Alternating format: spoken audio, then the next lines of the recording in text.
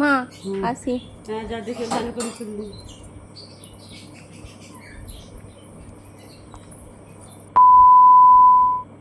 আজকের দিনটা ছিল 23 জুন, যেটা ছিল সোমবার।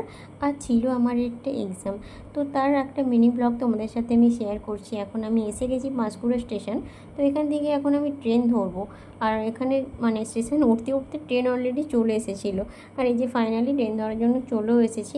তবে এই ট্রেনটা ধরে জানো আমাদের সেদিন কোনো লাভ হয়নি, কারণ এটা বাগনানে গিয়ে অনেকক্ষণ দাঁড় করিয়ে রেখেছিলো। দেন ওখান থেকে আবার মেদিনীপুর পাঁশকুড়া মেদিনীপুর হাওড়া এই ট্রেন, লোকাল ট্রেন ধরে আমরা ফাইনালি হাওড়া গিয়েছিলাম। ওখান থেকে এই যে চলে এসেছি আমার এক্সাম সেন্টারে।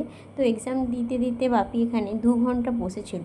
তো বসে থাকার কারণে এই যে উজ্জ্বলদার বিরিয়ানি সেন্টার, এখান থেকে খেয়েছিল বিরিয়ানি, যেখানে নাকি আনলিমিটেড বিরিয়ানি দেওয়া হয়, শুধু চিকেন আর আলুটা বাদে।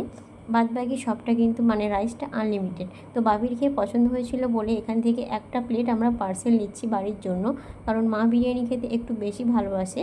তো মটন বিরিয়ানি নিলাম। তোমরা কমেন্ট করে জানিয়ে তো এটাই সেই উজ্জ্বলদার বিরিয়ানির দোকান কিনা।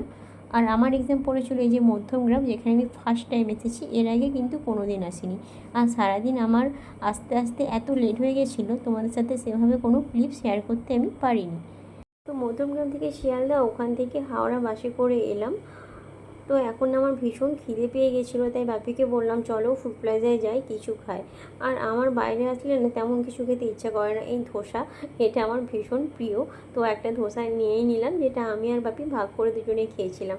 আর এত টায়ার্ড ছিল আর কোনো ক্লিপ নিইনি। এখন পাঁশকুড়া পৌঁছেও গিয়েছিলাম আমরা। তো এখন বাড়ি যাওয়ার পথে আমরা রওনা দিয়ে দিয়েছিলাম। তো চলো আজকের মতো